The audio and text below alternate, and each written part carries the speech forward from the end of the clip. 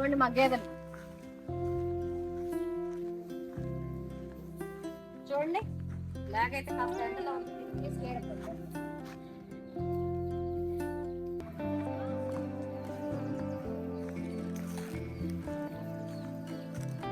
ఇదిగోండి మిత్రమా, ఇదైతే గేదెల షెడ్ రేకులు వేసి కట్టాము. గవర్నమెంట్ వాళ్ళ స్కీమ్ ఉందంటే స్టార్ట్ చేసి కట్టాము, కానీ వారు పునాది బిల్లు వరకే ఇచ్చారు, మిగిలినంతా వాళ్ళు ఇవ్వలేదు. ఎందుకంటే దానికి ప్లాస్టింగ్ చేయాలి, ఫ్లోరింగ్ చేయాలి, చాలా పని చేయమని చెప్పారు. అదంతా గేదెలకు వేస్ట్ కదా, అందుకే నేనైతే చేయలేదు, సొంత ఖర్చుతోనే కట్టుకున్నాను. దాని తర్వాత ఇదిగోండి చూడండి, మా ఇంటి వెనకే తాటి చెట్లు ఉంటాయి.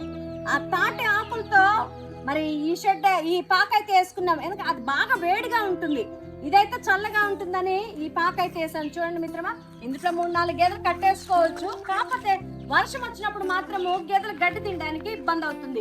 వర్షం వచ్చినప్పుడు వాటిని అక్కడ కట్టేసి ఆ గాడిలో కట్టేస్తాను మిత్రమా.